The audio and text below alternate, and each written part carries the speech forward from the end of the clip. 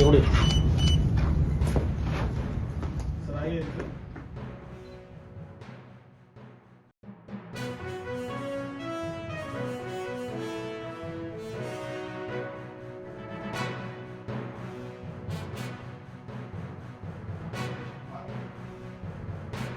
ಎರಡು ಭಾಗ ಆಗಿ ಇವತ್ತು ಆಚರಣೆ, ಅವರ ಸಂಭ್ರಮದ ಆಚರಣೆ ಏನಿದೆ ಅಂತಂದ್ರೆ, ಡಿ ಕೆ ಶಿವಕುಮಾರ್ ಅವರು ಕಾಯಿಲೆ ಬಿದ್ದು ಸ್ವರಗಿ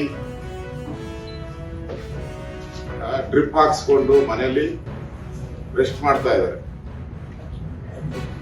ಮುಖ್ಯಮಂತ್ರಿ ಸಿದ್ದರಾಮಯ್ಯನವರು ಯಾರ್ಯಾರು ಡೆಲ್ಲಿಗೆ ಹೋಗಿದ್ದಾರೋ ಅವ್ರಿಗೆಲ್ಲ ಆವಾಜ್ ಹಾಕಿ, ಯಾಕೆ ಡೆಲ್ಲಿಗೆ ಹೋಗಿದ್ಯಾ, ನಿನ್ನ ಕ್ಯಾಬಿನೆಟ್ ಇಂದ ತೆಗಿತೀನಿ, ನಿನ್ನ MLA ಫಂಡ್ ಕೊಡಲ್ಲ ಅಂತೇಳಿ ಧಮಕಿ ಹಾಕಿರುವಂತದ್ದು ಕೂಡ ಮಾಧ್ಯಮದಲ್ಲಿ ಬರ್ತಾ ಇದೆ.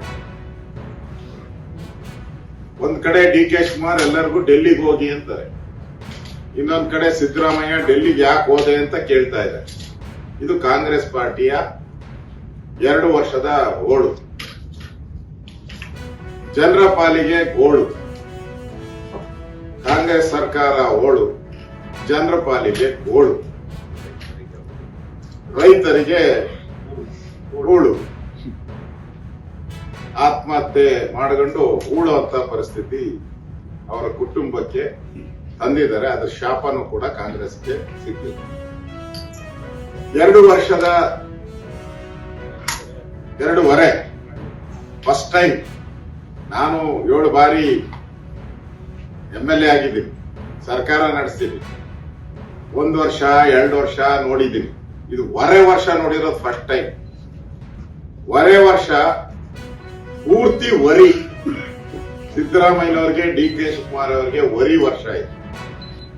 ರಾಜ್ಯದ ಜನರ ಪಾಲಿಗೆ ಹೊರೆ, ಬೆಲೆ ಏರಿಕೆಯ ಹೊರೆ, ಜನರಿಗೆ ಬರೆ.